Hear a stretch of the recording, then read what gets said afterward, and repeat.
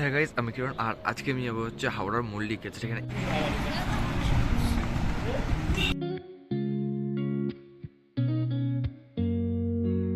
তো ব্যান্ডেল স্টেশন থেকে এসে ব্যান্ডেল স্টেশন থেকে ট্রেন ধরে আমি সোজা চলে গেলাম হাওড়া স্টেশন। আর হাওড়া স্টেশনে ভাই প্রচুর ভিড় ছিল। আমি 10 মিনিট ধরে রাস্তা খুঁজে গেছি বাইরে বেরোনোর।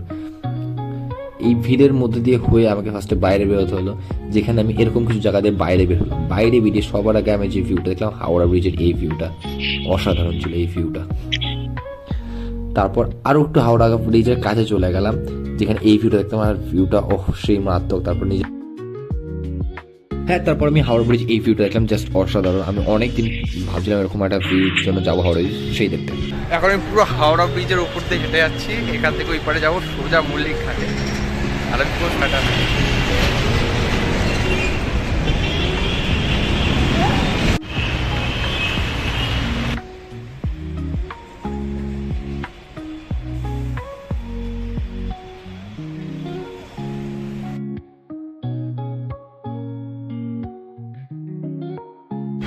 এখন পুরো হাওড়া ব্রিজের উপরে আছি, পুরো মাঝখানে গঙ্গার সেই ভালো লাগে। কোন সময় আসেনি এভাবে হেঁটে, প্রথমবার এসে এই গাড়ির যে আওয়াজ। আমি এখন আছি হাওড়া ব্রিজের ঠিক নিচে মল্লিক ঘাটে, মানে এশিয়ার সবথেকে বড় ফুল মার্কেটে। এখানে প্রচুর ফুল চারিদিকে, অনেক রকমের।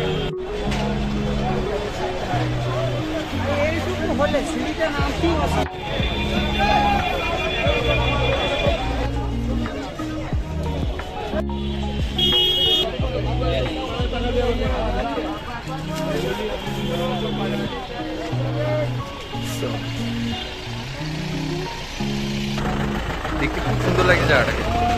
লরিও আছে ভাই, আর পেছনে একদম হাওড়া ব্রিজের ভিউটা। আর আমি আছি এখন মল্লিক ঘাটে, আর এখান থেকে হাওড়া ব্রিজের যে ভিউটা খুব সেই। আর আমি একটা ফুল নিয়েছি।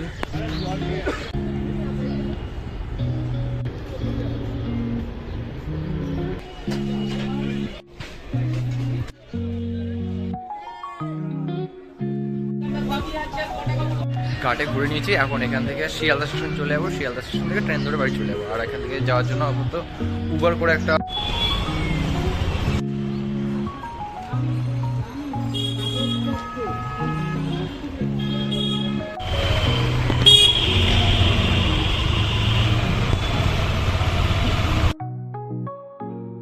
তো দেখো অনেকদিন হচ্ছে ভিডিও করি না, যার জন্য এই ভিডিওটা একটু সমস্যা আছে। এটা এডিটও ঠিকঠাক হয়নি, আর শুরুটা যখন বুঝি তখন অতটা ঠিকঠাক ভালো হয়নি। তাও যদি তুমি এতটা দেখে থাকো তো তোমরা লাইক সাবস্ক্রাইব করেছো। আর নেক্সট ভিডিও করতে একটু এডিট আর ভিডিওটা আরও ভালো করার চেষ্টা করো।